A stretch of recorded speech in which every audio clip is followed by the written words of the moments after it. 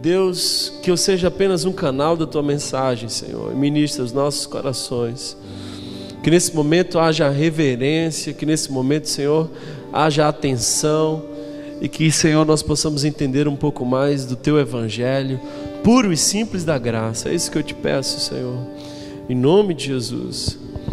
Amém, amém, amém, Lucas. Obrigado, meu irmão. Quero agradecer a Lucas, que nos abençoou hoje com os louvores. Desejar as boas-vindas quem está visitando a gente, esse casal muito especial que está vindo aqui. Depois você não deixa ele embora sem dar esse abraço apertado. Aqui as coisas são mais simples, tudo acontece com muita leveza. Então o Lucas achou interessante o nosso encontro ali de oração. É porque é assim que é. A igreja primitiva era uma igreja que celebrava a vida uns dos outros, e oravam uns pelos outros, choravam uns pelos outros. E eu queria nesse momento fazer uma reflexão que tem a ver com um filme que está rodando por aí. Eu queria começar perguntando a vocês se alguém já viu esse filme Deus Não Está Morto. Levanta a mão só para a gente saber. Deus Não Está Morto. Então algumas pessoas já viram. O Lucas já viu também, sua esposa. Então, se você não viu, eu quero dizer para você que você deve ver esse filme. É um filme muito legal, muito interessante. Já viu, Su? Deve ver esse filme. Esse filme é um filme que... Deixa eu contar um pouco da história para vocês. É um jovem que recém ingressou na faculdade, precisa pagar uma matéria dessas eletivas, e ele escolhe filosofia. E o camarada disse, olha assim, ó, tem que ter cuidado, porque esse professor de filosofia não gosta de cristão, não. E aí ele vai lá e o professor, logo na primeira aula, diz assim, olha, vocês vão ter que assinar num papel que Deus não existe, já para a gente pular uma etapa muito grande e seguir com a aula. E aí ele não assina esse papel, o professor fica um pouco chateado, e aí no final o professor acaba desafiando ele para um debate. Sempre no final de cada aula ele era convidado a dizer porque Deus não existe, e os argumentos ele trazia sempre no final da aula, nos 15, 20 minutos finais da aula. E é muito interessante esse filme, tem outras partes do filme também bastante interessante. Eu quero estragar a sua alegria. Se você não viu o filme, eu vou contar o final, não tem problema você assistir e saber no final. O professor morre, mas ele se converte, e toda a sala se converte junto. É uma coisa maravilhosa, assim, sabe? Eu já contei o final. Se você quiser assistir agora é por sua conta. Mas deixa eu fazer algumas avaliações. Eu quero falar sobre esse tema hoje, mas eu queria antes começar falando algumas coisas sobre o filme. Depois eu quero falar um pouco sobre o movimento ateu, e depois a gente vai entrar um pouco sobre os argumentos que contradizem a existência de Deus e os argumentos a favor da existência de Deus. E no final eu quero trazer uma rápida reflexão para nós como desafio. Primeira coisa que eu quero dizer do filme é que esse filme é um tipo filme cristão americano. Sabe que filme cristão americano sempre termina bem, é sempre aquele milagre que acontece no final, aquela coisa maravilhosa, tipo desafiando os gigantes, que o pessoal ganha o campeonato, o cara ganha um carro novo, a mulher do cara engravida, a virada também. Todos os filmes americanos são assim, prova de fogo, o casal no final volta, fica tudo às mil maravilhas. Filme americano não tem muito a ver com a nossa vida real, porque na vida real nem sempre tudo dá certo. Então é por aí. Mas é um filme belo, quero indicar a vocês que vejam esse filme. A segunda coisa que eu queria dizer é que esse menino, esse aluno, ele assume tipo um papel de advogado de Deus. E deixa eu dizer uma coisa para vocês, ser advogado de Deus é um cargo alto. Alto demais para nós humanos. Deus não pede de nós que sejamos advogados dele, pede que sejamos testemunhas dele. Às vezes se você viu esse filme, você sentiu o que eu senti. A gente sai querendo dizer assim para o mundo inteiro por que Deus existe. A gente sai querendo ser advogado de Deus. A gente sai dizendo assim, ó, manda mensagem para o pessoal aí, porque Deus existe. E Deus, de fato, Ele não precisa de advogado. Pode parecer radical, mas Deus não precisa de advogado. Deus precisa de testemunha. E testemunha e advogado tem uma diferença muito grande. O advogado, ele fala por aquele que não pode falar e argumenta em favor dele, porque sabe mais, tem mais domínio, tem a capacidade de argumentação maior. E deixa eu dizer uma coisa: Deus não tem carências acerca dessas necessidades. Agora, testemunha não. Testemunha é aquela pessoa que viu, que experimentou, que foi partícipe daquele movimento, percebeu as coisas, e aí ela pode dizer assim: ó, eu estava lá, eu vi. Ele existe porque eu sou parte dessa história. Então Deus nos pede que sejamos testemunhas. Uma outra coisa que eu quero dizer é que nesse filme o professor é um cara muito caricaturado. Nem todo ateu é daquele jeito. Aquilo, na verdade, é uma grande caricatura de um personagem ateu. Mas o que eu acho mais interessante é que rola no filme uma certa competitividade, um orgulho, porque professor é igual pastor, é um povo ciumento. Palha, você quer mexer com o pastor, você mexa com a igreja dele, porque é uma relação quase de possessividade. Tem pastor que fica chateado quando o membro visitou uma outra comunidade, ele não gosta, ele já fica meio enciumado. E professor também tem essa relação, de forma que o filme gira em torno de uma certa competitividade entre o aluno e o professor, embora seja um filme muito bom. Agora deixa eu dizer algumas coisas acerca do movimento ateu. Eu quero dizer primeiro que o movimento ateu, os ateus que mais ou menos a gente conhece por aí nas ruas, eles são fruto de uma experiência religiosa quase sempre decepcionante. Então, quase sempre, e num filme é assim, e é muito verdade, o ateu ele se torna ateu porque ele viveu uma grande frustração no ambiente religioso. E eu gostaria de dizer uma coisa. Pode parecer radical, mas eu quero afirmar de que a igreja é a grande indústria de ateus. Porque eles não são ateus porque não acreditam em Deus, eles são ateus porque não acreditam naqueles que representam Deus. Porque a gente vê uma igreja hoje que para parecer com Deus está difícil. Nietzsche, esse que afirmou Deus está morto, ele escreve um livro, e num desses livros ele diz assim que o último cristão morreu na cruz, porque de fato ninguém consegue parecer com Cristo.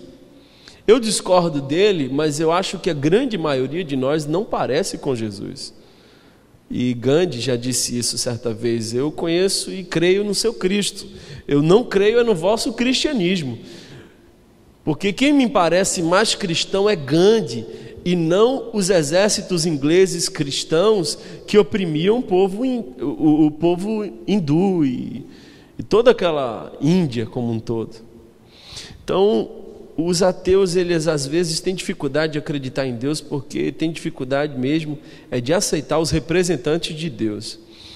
Uma outra coisa que eu gostaria de dizer é que os ateus, boa parte deles, eu diria que 98% deles, são ateus até o avião começar a cair. Quando o avião começa a cair, ele refaz, reformula, repensa e diz assim: olha, aqui não dá para chamar Nietzsche para conversar, Freud não ajuda muito, não dá para a gente fazer um debate filosófico, então Deus, minha Virgem Maria, meu Senhor Padre Cícero, meu orixá, qualquer coisa, mas vem aqui e me ajude, porque o avião está caindo. É ou não é? Porque tem momentos onde na vida não cabe intervenção de nenhuma outra ordem, senão a mão divina. É você receber o diagnóstico de um câncer terminal e já não há muito que ser feito, senão dizer: Senhor, vem aqui. Eu acho que há uma coisa muito perigosa acerca de falar da existência de Deus via argumentos lógicos. É que se você entende e passa a acreditar em Deus porque entendeu os argumentos lógicos acerca da existência de Deus, na verdade você não acreditou em Deus, você não tem fé em Deus, você não tem expectativas nenhuma acerca de Deus, você tem, na verdade, uma prática de um ateu às avessas. Foi complicado essa, hein? É o seguinte, o ateu não crê em Deus porque não há evidências lógicas acerca da existência de Deus. Se a gente passa a crer em Deus porque há evidências lógicas acerca da existência de Deus, nós não cremos em Deus, mas cremos nas evidências acerca de Deus, logo, nós não somos crentes em Deus, somos um ateu às avessas. Então, o que eu quero fazer aqui não é dizer que Deus existe por isso, por aquilo outro, embora nós vamos falar um pouco acerca dos argumentos.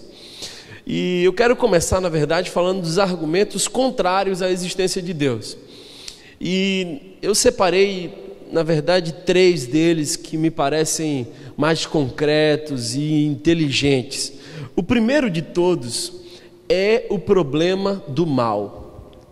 Quem não crê em Deus, quem assume o ateísmo como uma bandeira para si, tem um problema com o mal. Agora preste bem atenção, Epicuro elaborou uma coisa, um pensamento que eu acho interessante. Ele disse assim: quererá Deus impedir o mal, mas não é capaz? Então é impotente? Será que é capaz, mas não deseja? Então é malévolo? Terá tanto desejo como a capacidade? Então por que existe o mal? É mais ou menos isso. Deus tudo pode e é bom.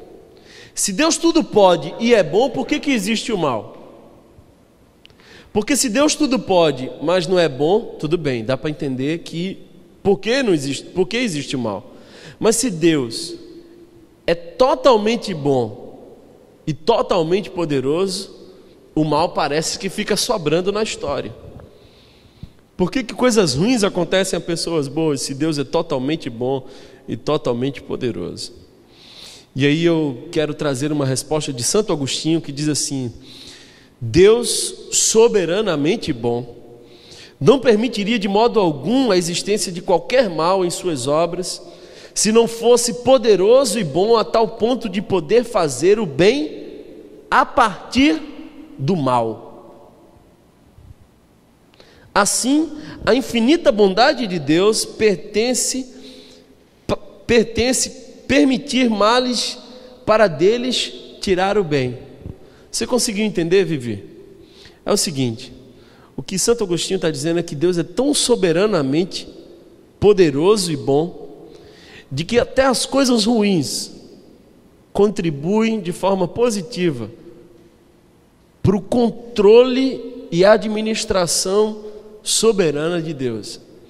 Aí você diz: poxa, Thomas, ficou difícil entender. Você já leu, com certeza, a história de Jó.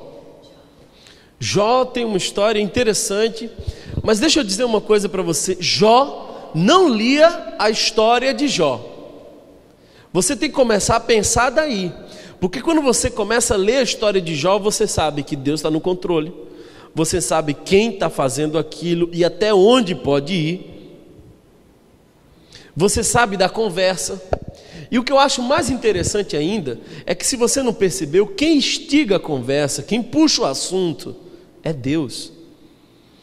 Satanás vai passando assim, e Deus diz assim: ei, Satanás, vem cá, contar um negócio aqui para tu. Estás vindo de onde? Aí Satanás diz assim: eu estou vindo de dar uma volta na terra, eu estou lá, estou trabalhando, estou dando uma olhada lá nas coisas. Aí é Deus que diz assim: vistes o meu servo Jó, servo bom, íntegro, honesto, fiel, caba bom. Parece que Deus está tentando fazer pouco. Tu viu aquele cara? Tu viu? Meu servo, tu viu? Aí Satanás diz assim: também está tudo bem na vida dele, quero ver o negócio mudar. Aí Deus diz: então vai lá e faz isso até esse ponto. Deus não deixa Satanás plenamente livre. Calvino diz uma coisa que eu acho interessante, diz assim: que Satanás é o cão de Deus. Ele pode ser raivoso como for, furioso, mas ele tem uma coleira prendendo ele. Às vezes a gente acha que há duas forças opostas, poderosas e brigando entre si, aquele tipo Yang e Jung. Mas aquilo não corresponde à verdade espiritual, porque Deus é infinitamente mais poderoso do que o inferno. Você pode ver no Gênesis, a palavra diz que a serpente mordeu o calcanhar daquele que esmagou a cabeça da serpente. Deus é muito, infinitamente mais poderoso. E o que Agostinho diz é de que Deus às vezes usa o mal de forma pedagógica para trabalhar as pessoas para o seu próprio bem. Quer ver uma coisa? A gente conhece toda a história. Os filhos de Jó morrem. Perder um filho é coisa terrível. Chico Buarque tem uma canção que diz assim: saudade é o revés de um parto, é arrumar o quarto de um filho que já morreu. Agora, se perder um filho é uma coisa extremamente dolorosa, imagina todos os filhos de uma só vez. Um acidente, estavam todos em casa celebrando a vida, fazendo uma festa, o teto cai e mata todos eles. Jó é a somatização do sofrimento humano. Ninguém pode sofrer mais que Jó. E aí ele começa a sofrer, a mulher dele chega assim para consolar o cara e diz assim: vê que mulher abençoada. Quando eu vejo mulher como essa, eu vejo o quanto a gente está bem de mulher. Porque ela diz assim: olha, abandona o teu Deus e morre, cara. Morre. Só que o tempo vai passando, Jó sofre, Jó adoece. Os amigos de Jó chegam e eles só parecem amigos de Jó quando passam 7 dias em silêncio, porque quando abrem a boca, o raciocínio lógico e religioso dos amigos de Jó é: se você está sofrendo e Deus é bom, logo você fez alguma coisa errada e Deus está punindo você. Esse é o argumento lógico, essa é a base lógica da religião, de causa e efeito. Mas lá no final, no capítulo 42, Jó diz uma coisa que eu acho interessante. E atente bem para o que eu vou dizer. No capítulo 42, quando Jó diz essas coisas, a vida de Jó ainda não tinha mudado. Deus ainda não tinha dado em dobro tudo a Jó. Jó não tinha sido restituído em nada. Jó ainda continuava sofrendo, continuava debilitado. Os amigos de Jó ainda estavam enchendo o saco. Mas Jó olha para os céus, depois de uma resposta poderosa de Deus, que não responde às coisas de Jó, porque Jó diz assim: por que isso está acontecendo comigo? Aí Deus rompe dos céus, porque até então estava em silêncio, e diz assim: Jó, onde você estava quando eu formei a terra? Quando eu estiquei a linha que mede o universo? Quando eu dividi terra e água? Quando eu coloquei os planetas nos lugares e acendi as estrelas? Onde você estava, Jó? Aí Jó não tem o que responder, fica aquele silêncio. Aí depois Jó diz assim: olha, bem sei que tudo podes, e nenhum dos teus planos pode ser frustrado. Antes eu te conhecia de ouvir falar, mas agora os meus olhos te veem. Parece que aquele sofrimento, parece que aquela dor trouxe a Jó um nível de intimidade maior com Deus. Quando Deus dá em dobro tudo que Jó tinha, o fruto daquela provação de Jó tinha sido intimidade e conhecimento do próprio Deus.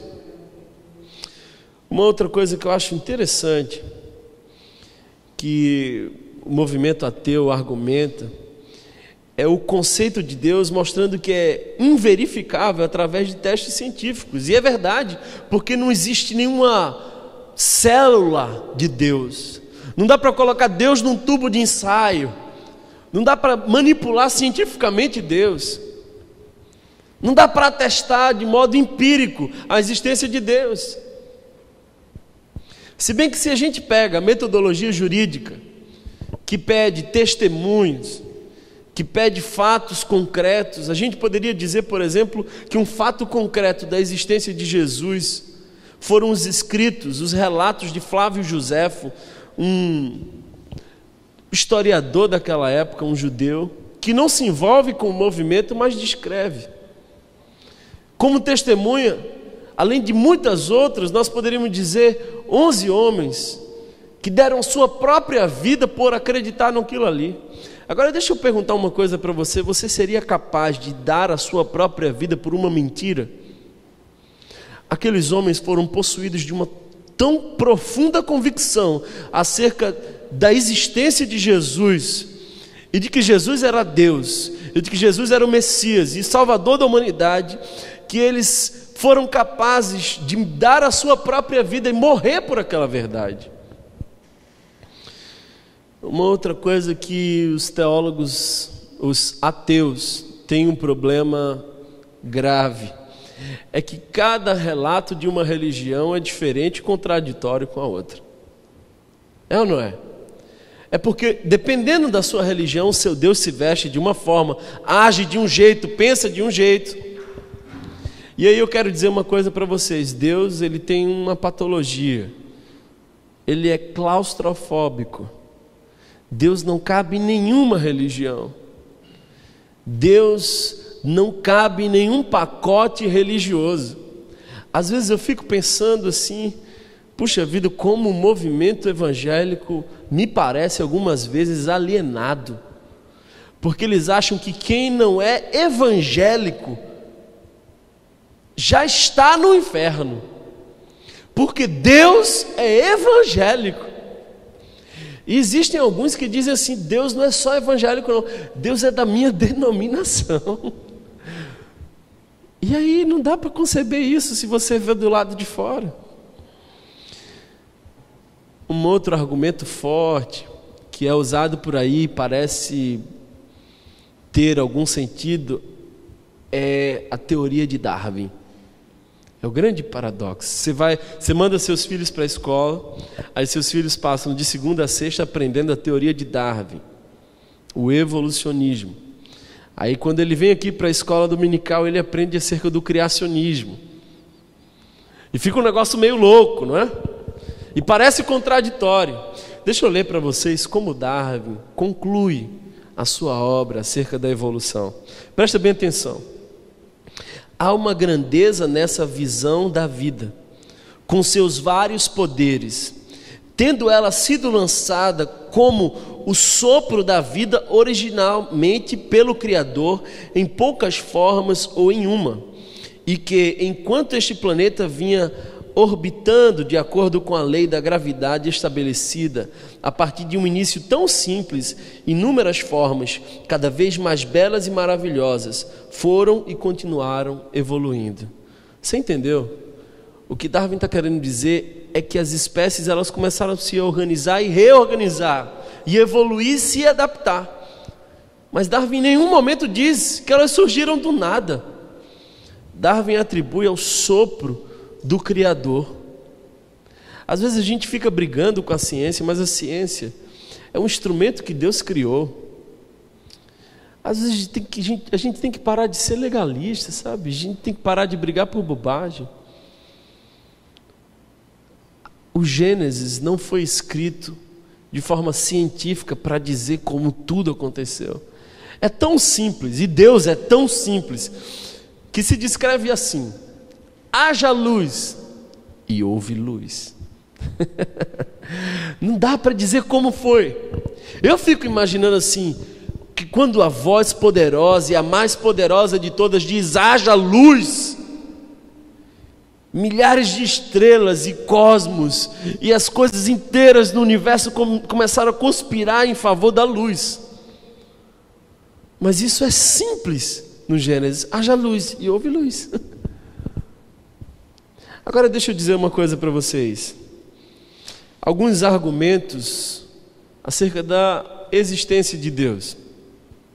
Um deles, talvez o que foi mais utilizado na história da igreja, Tomás de Aquino. Tomás de Aquino escreve algumas coisas interessantes. Uma delas é o conceito de primeiro motor imóvel. Porque você sabe, você é engenheiro, Djalma, você sabe que tudo no cosmos é movimento. Tudo existe porque está em movimento. Agora, nada pode existir a partir do nada e já está em movimento.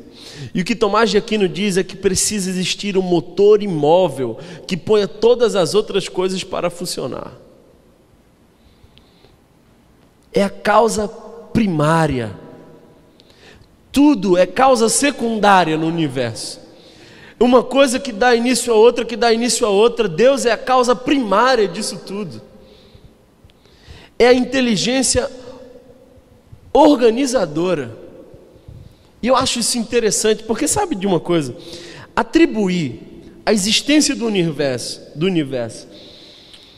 a uma massa, uma poeira, é preciso talvez mais fé para acreditar nessa explosão do caos que produz a ordem, do que um Deus poderoso que sabe o que faz, que é o arquiteto do universo e organiza tudo segundo sua própria vontade. Você entendeu isso? Vamos lá, você já viu um bolo? Você sabe como fazer um bolo? Então deixa eu te contar uma história. Seu Manuel da padaria estava na sua Kombi, e dentro da sua Kombi havia ovos, uma margarina, tinha chocolate, tinha fermento, tinha todos os itens para um bolo. E seu Manuel estava dirigindo a Kombi, quando de repente uma criança atravessa, e quando a criança passa na frente da Kombi, seu Manuel perde o controle da Kombi, começa a descer um barranco, e aquilo tudo começa a se misturar, os ovos se quebram, a margarina sai, e tudo começa a se misturar com o fermento, e vai aquela coisa inteira. Quando chega lá embaixo, a Kombi pega fogo, explode, seu Manuel consegue escapar, mas a Kombi pega fogo. Aí chama os bombeiros. Quando os bombeiros chegam, que apagam o fogo, que abrem, o que tem lá dentro? Um bolo. É o caos que produziu. Só que é preciso que esse bolo saia do campo dele e vá para a sua mesa. Aí o bombeiro corre, pega o bolo prontinho de chocolate, belíssimo, abre a primeira casa que encontra e põe em cima da mesa da cozinha, que por sinal, por coincidência, é a sua. É assim que é. Agora, se você vê um bolo em cima da sua mesa, você vai olhar para ele e ter duas alternativas. Ou você acha que foi a Kombi do seu Manuel que pegou fogo, ou foi a sua mãe que sabe como fazer, que tem poder para fazer, que tinha os ingredientes para fazer e decidiu fazer. Pois é. Uma outra coisa que eu acho interessante, um outro argumento acerca da existência de Deus, e preste bem atenção nesse argumento, porque esse argumento, eu vi Ariano Suassuna uma vez comentar acerca da sua conversão, e esse argumento acerca da existência de Deus fez ele pensar bastante sobre isso. É que se Deus não existe, tudo é permitido. Porque em Deus e no conceito de Deus existe a lei. Deus é a lei moral. Pode ou não pode fazer as coisas segundo a lei de Deus. Agora, se Deus não existe, se não há verdades absolutas, por que eu não posso matar meu vizinho? Por que eu não posso roubar o cara da esquina? Por que eu não posso ser desonesto? Por que eu não posso ter 1000 mulheres, espalhar filhos no mundo e não criá-los?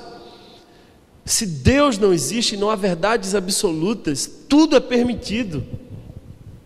É em Deus que mora a lei moral, porque a lei moral supõe um legislador. Você está conseguindo entender isso aí? Se Deus não existe, eu posso tudo, meu irmão. Eu posso tudo. Santo Agostinho, no livro Confissões, ele traz um argumento psicológico acerca da existência de Deus. Ele diz que todas as pessoas têm um vazio do tamanho de Deus. E ele diz assim: criaste-nos para vós, Senhor, e o nosso coração anda inquieto enquanto não descansar em vós. A psicologia moderna já reconhece o ser humano como um ser faltante. É interessante. Preste atenção, Jorge, talvez você, na sua adolescência, disse assim: olha, para eu ser feliz, falta eu arrumar um emprego. Aí quando você chega naquele emprego que você quer, você percebe que aquele emprego não era o que você queria. Aí você diz assim: agora eu quero é casar. Aí você casa. 2 meses de casamento, você definitivamente sabe que não era aquilo que ia te fazer plenamente feliz. Aí você diz assim: é um menino. Aí o menino nasce. Quando o menino nasce e chora às 2 da manhã, você começa a reconsiderar a sua forma de pensar, porque somos seres faltantes. E o que Santo Agostinho diz é que no fundo, há em nós um vazio do tamanho de Deus. É aquela mulher no poço, a samaritana, que já tinha tido 5 caras, que saía com um cara que não era dela, uma mulher vazia. E aí Jesus fala das sedes que ela tem. Ele diz assim: olha, eu tenho a água, que se você beber dessa água, você nunca mais terá sede. Há também o argumento histórico. Não é interessante que nunca se achou em nenhuma sociedade um grupo ateu, a não ser fruto da modernidade, do conceito cristão? É simples. Nenhum antropólogo foi numa sociedade primitiva, entre os índios, por exemplo, e acharam um povo sem uma divindade. Você vai onde você quiser ir, você vai num povo hindu, você vai ver que eles têm um desejo e a necessidade de achar um Deus para adorar. Você vai na tribo mais isolada do Amazonas, você vai ver que lá eles têm os seus próprios deuses. Calvino diz que isso é o sensu divinitatis, está impresso em nós que há Deus, só não está impresso em nós onde Ele está. E aí os seres humanos começam a procurar.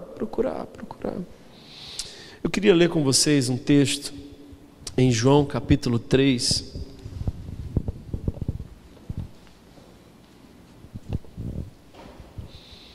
João capítulo 3.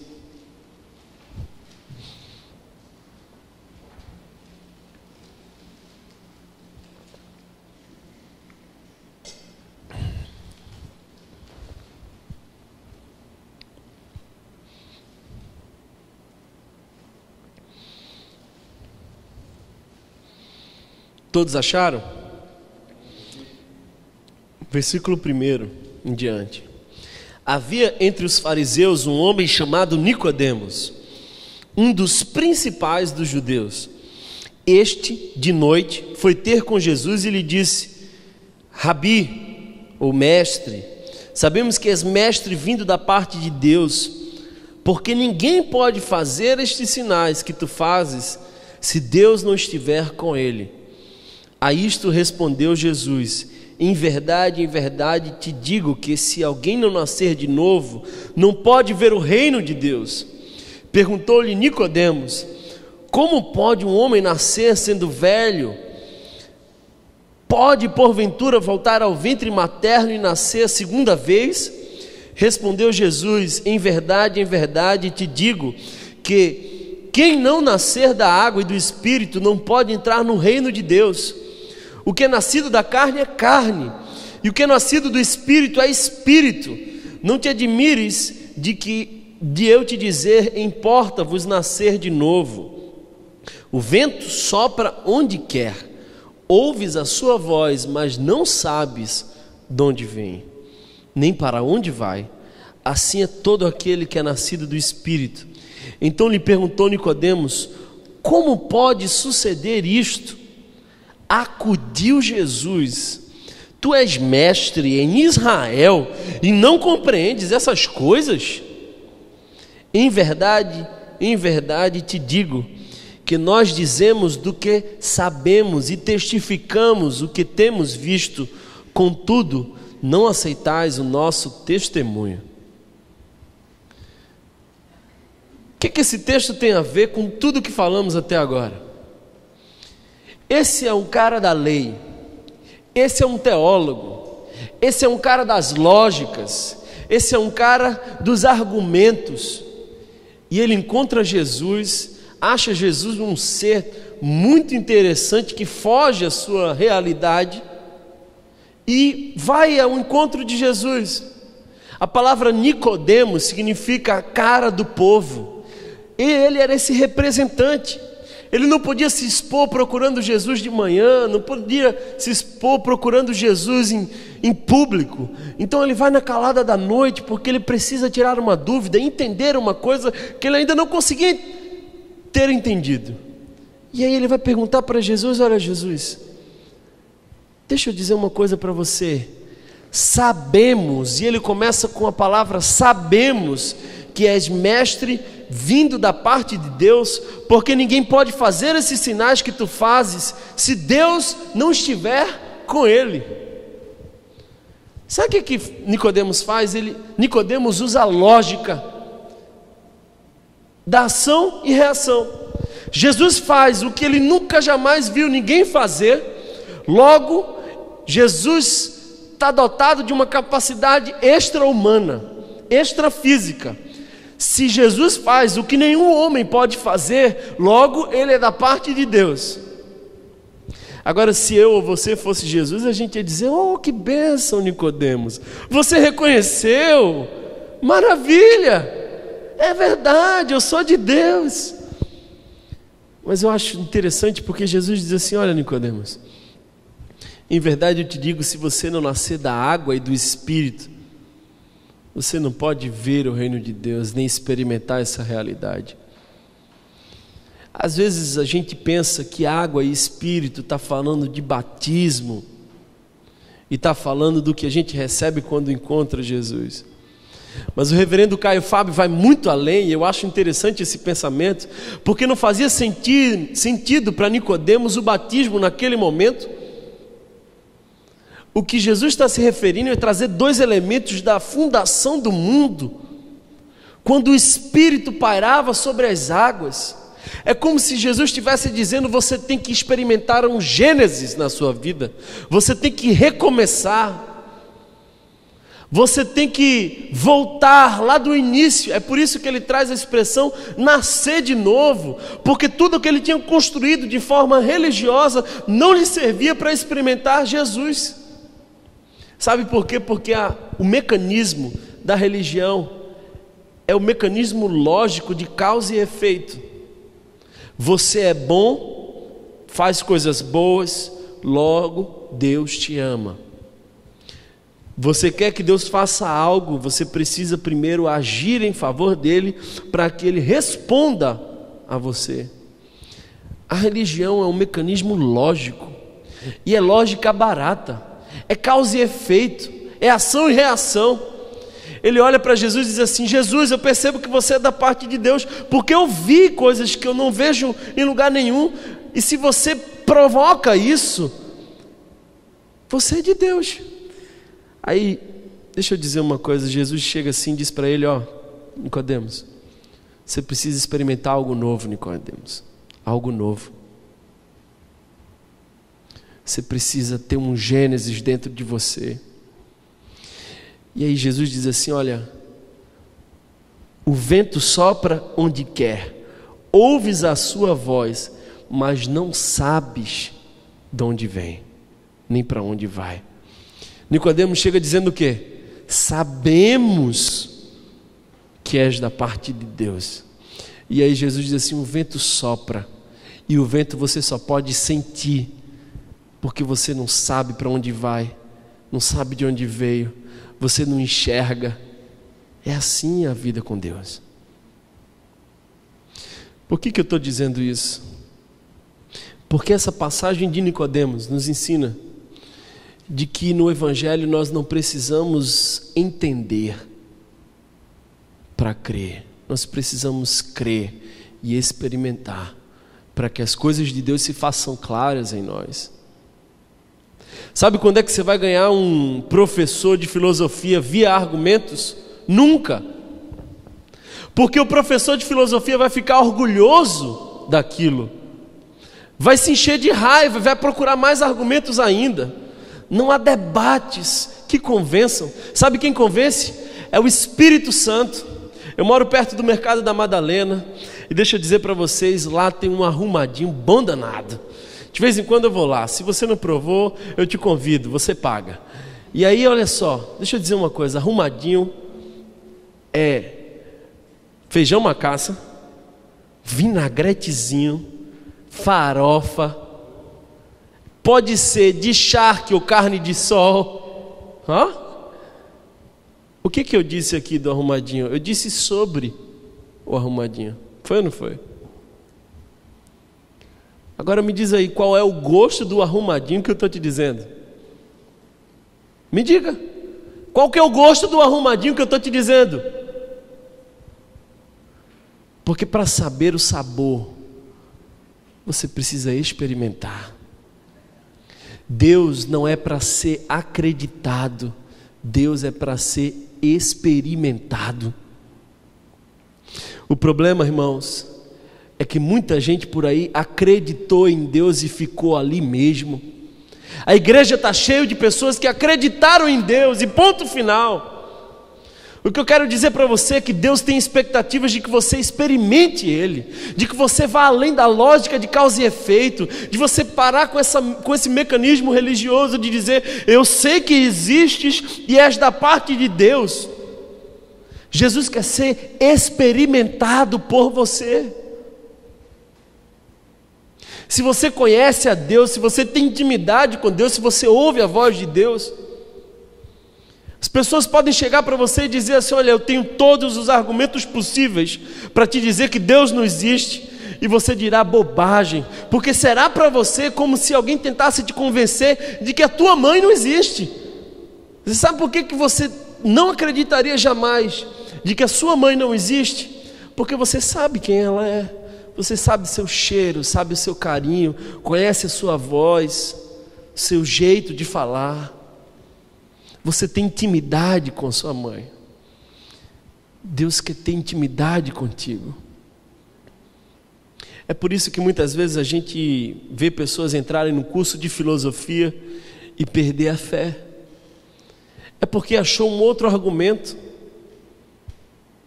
Não teve experiência com Deus. Quando eu decidi entrar no curso de psicologia, uma pessoa me disse assim, tenha muito cuidado, porque as pessoas entram lá e ficam surtadas, deixam de acreditar em Deus.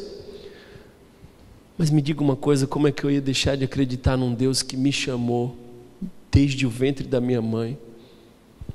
Eu vivi experiências com Ele que ateu nenhum no mundo me convenceria do contrário. Eu tive intimidades com Deus que só eu e Ele sabemos.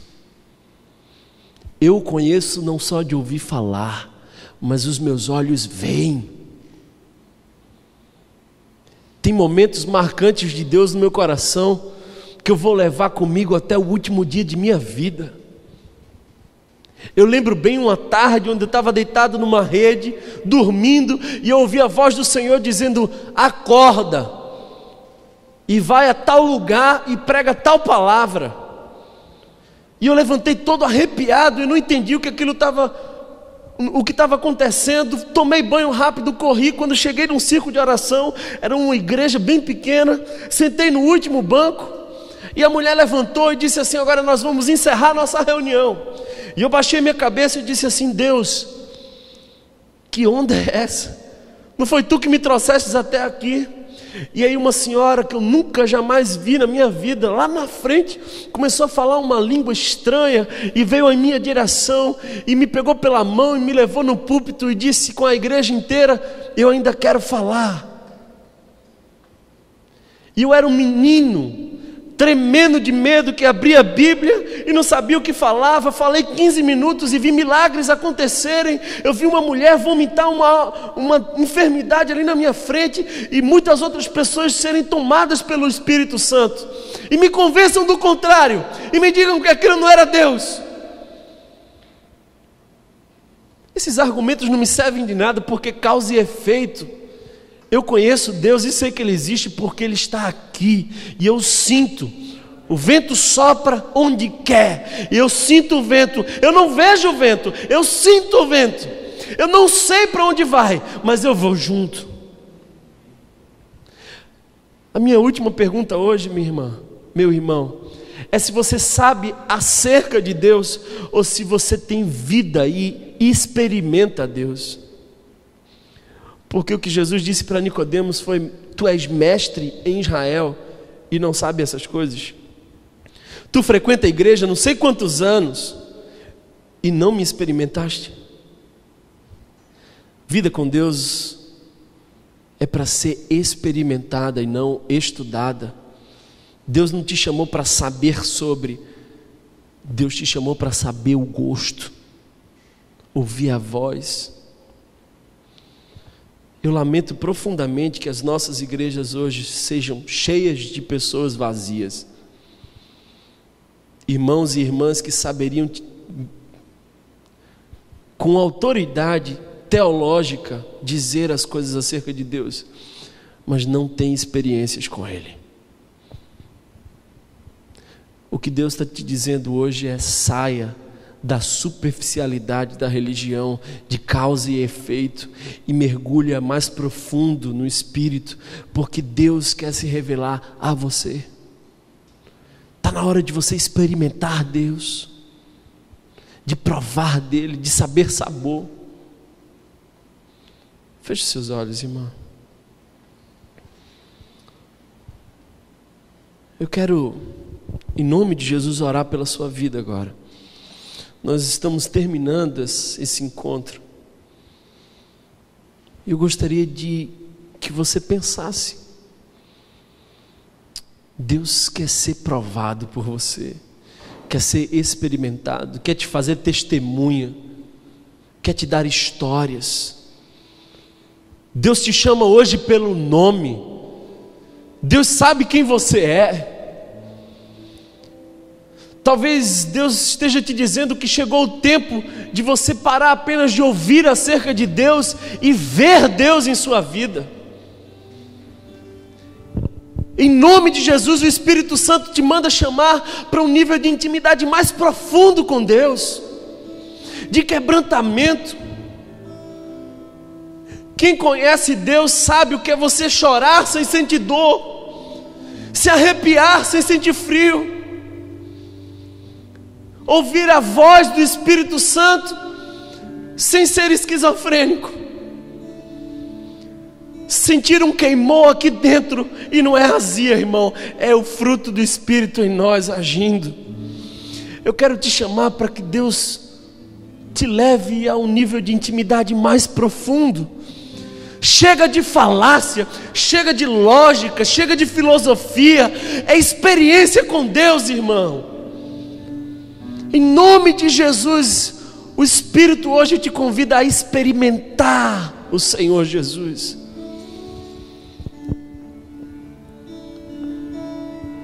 Se você é uma dessas pessoas que hoje quer dizer para o Senhor: Deus, me leva a um nível de intimidade mais intenso e profundo contigo, me tira das águas superficiais, que haja em mim um gênesis de intimidade, Senhor.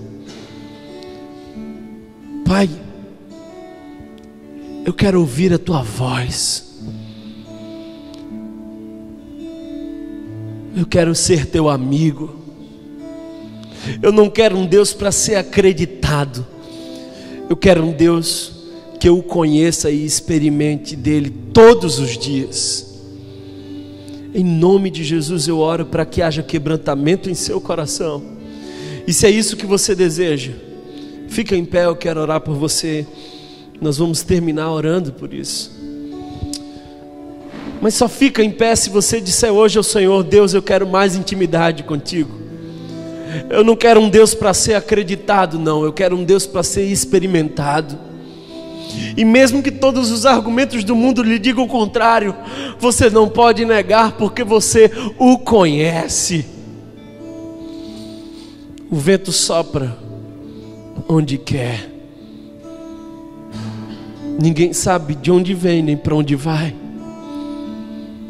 Assim é todo aquele nascido do Espírito de Deus.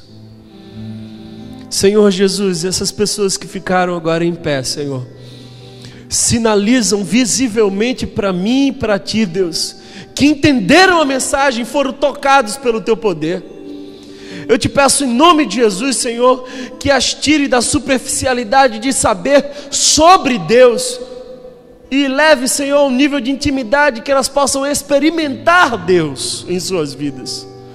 Porque de nada vale saber sobre, isso é lógica, isso é filosofia, isso é teologia barata.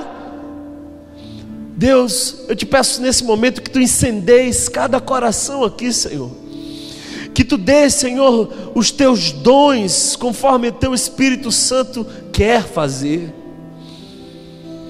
Pai querido, sopra sobre nós um avivamento, Senhor. Livra-nos, Senhor, de te conhecer, de ouvir falar. Nossos olhos desejam te ver, Senhor. Espírito de Deus, toma nossa vida em tuas mãos. Nós te entregamos, Senhor. Nós nos entregamos a ti, Senhor, como sacrifício vivo em teu altar. Queremos ouvir a tua voz, Senhor. Nesse momento, ainda com os olhos fechados, eu queria convidar você a orar no seu lugar aí. Mas abra sua boca mesmo. Clame ao Senhor. Fale com Deus. Fale a Deus. Levante o clamor. Não tenha medo. Fala a Deus. Deus, eu quero te experimentar. Eu quero, Senhor, viver num nível de intimidade mais profundo contigo. Eu não quero só saber acerca de ti, nem crer que tu existes, porque de nada serve um Deus para ser acreditado. Eu quero um Deus para viver ao meu lado, um Deus que me dê experiências. Eu quero te conhecer, Senhor. Ora nesse momento, peça ao Senhor isso. Deus te ouve, irmão. Deus te ouve, irmão.